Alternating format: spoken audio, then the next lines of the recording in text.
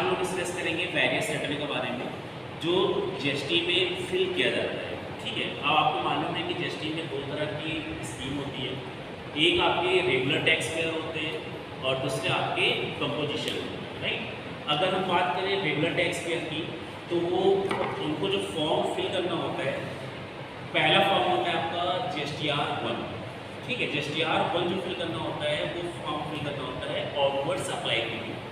Means जितना भी हमने गुड्स सोल्ड किया है उसको हम फिल करेंगे, रिकॉर्ड करेंगे किसके थ्रू, GSTR 1 के थ्रू शो करेंगे, और जिसकी डेट होती है आपकी 11th of the next month, right. अगर हम लोग क्वार्टरली चूज कर रहे हैं तो उसकी डेट होगी आपकी 13th of next quarter. Means अगर हमें अप्रैल टू जून का रिकॉर्ड भेजना होगा तो उसको हम 13 जुलाई तक क्या करेंगे, गवर्नमेंट को सबमिट करेंगे। अगर हम मंथली ऑप्शन चूज करते हैं तो हम लोग को जुलाई जैसे सपोज एंड हुई तो 11th ऑफ अगस्त तक भेजना होगा, अगस्त एंड हुआ तो हमें 11th ऑफ सितंबर तक रिकॉर्ड करना होगा, भेजना होगा, राइट। इसमें हमने जितने भी रजिस्टर्ड पर्सन को कुछ सोल्ड किया होगा उसकी हमें सेपरेटली रिकॉर्ड भेजना पड़ेगा 1 by 1।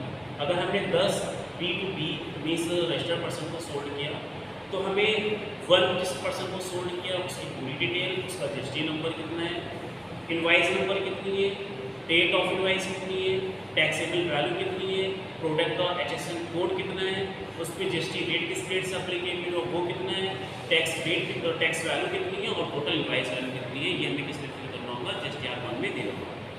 अगर हमने B2C सोल्ड किया है मीन्स हमने रजिस्टर्ड डीलर को सोल्ड किया है तो कंसोलिडेट रिकॉर्ड भेजना होगा।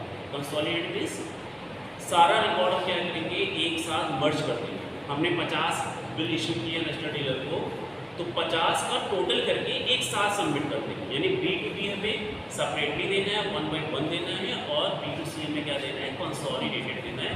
ये GSTR 1 में क्या करके एंट्री शो करते हैं, राइट। अब एक दूसरा फॉर्म होता है GSTR 2A हमें नहीं फिल करना है। GSTR 1 में जो इन्फॉर्मेशन फीड की गई थी, जो मेरा परचेजर था, वो इन्फॉर्मेशन ऑटोमेटिकली इसके GSTR 2 में क्या हो जाएगी, रिकॉर्ड हो जाएगी, राइट।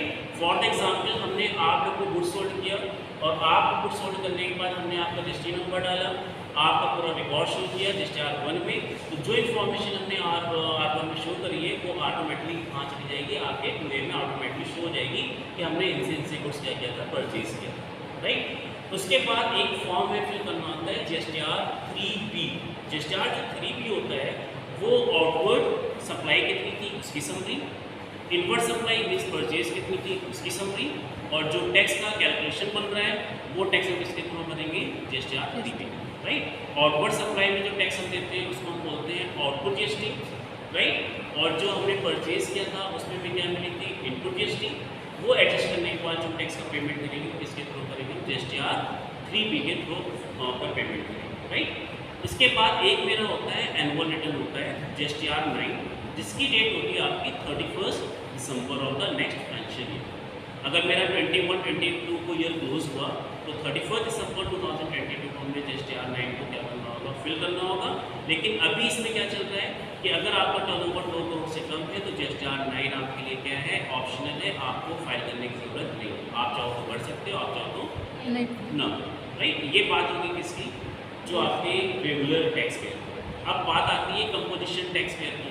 कंपोजिशन टैक्स पेयर जो होते हैं वो किस लिए बनाए गए, स्मॉल टैक्स पेयर के लिए बनाए गए, और बनाने का मेन पर्पस था कि टैक्स फॉर्मेलिटीज़ कम हो, return submission, number of return है वो कम हो जाए, रिड्यूस हो जाए, राइट।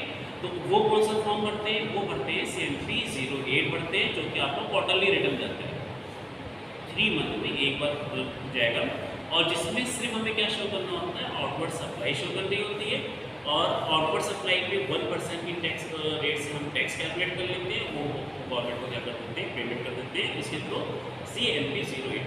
बहुत ही सिंपल फॉर्म, सिर्फ आउटवर्ड सप्लाई शो करिए कितना किया ड्यूरिंग द क्वार्टर, उसका 1% टैक्स कैलकुलेट करिए और उसको क्या कर दीजिए, पेमेंट कर दीजिए। अगर आप इसको फिल करेंगे तो मुश्किल से 2 से 3 मिनट लगेगा। अगर आपका रिकॉर्ड पूरा मेंटेन है, कितना आपने आउटवर्ड सप्लाई किया और नेट बैंकिंग से अगर आप पेमेंट करेंगे तो मैक्सिमम 3 मिनट में रिटर्न क्या हो जाएगा, आपका फिल हो जाएगा CMP 08। बहुत ही ईजी फॉर्म बनाएंगे, राइट। अब इनको कंपोजिशन डीलर को एक और फॉर्म बनना होगा which is called GSTR 4, right. GSTR 4 की डेट होती है 30th of the next financial year. 21-22 suppose आपका 31 मार्च 22 को क्लोज हो गया और इसको हमें कब बनना होगा 30 अप्रैल तक बनना होगा, जिसमें टोटल हमें शो करना होगा ड्यूरिंग द ईयर हमने कितना गुड्स सोल्ड किया, ड्यूरिंग द ईयर हमने कितना गुड्स परचेज। सिंपल सा भी फॉर्म है, बहुत ज़्यादा कॉम्प्लिकेटेड नहीं है। फिर इसके बाद है GSTR 9C जो कंपोजिशन टेबल को फिल करना होता है। It is called annual return, ये आपका ऑप्शनल है, अगर आपका टर्नओवर 2 करोड़ से कम है तो आपका फॉर्म भी फिल नहीं करना, राइट। और उसके बाद लास्ट है आपका रिटर्न GSTR 10, इसको हम लोग बोलते हैं एनुअल रिटर्न, राइट। और ये रिटर्न आपका फिल किया जाता है अगर हमने GST नंबर सरेंडर कर दिया है तो ये हमें फॉर्म फिल करना होता है। जिस डेट में कैंसिलेशन का ऑर्डर आ गया उसके 3 महीने के अंदर हमें कौन सा रिटर्न फाइल करना होगा, एनुअल रिटर्न। तो GST में आपके टोटल जो वर्क होता है वो किसके बेस पे होता है, मैनुअली नहीं होता है। सारे रिटर्न सब किस बेस पे होते हैं, ऑनलाइन मोड पे होते हैं, ऑफलाइन मोड पे कोई भी रिटर्न आपका सबमिट नहीं होगा। और टोटल कितने रिटर्न, एनी कंफ्यूजन, सारे रिटर्न क्लियर हो गए।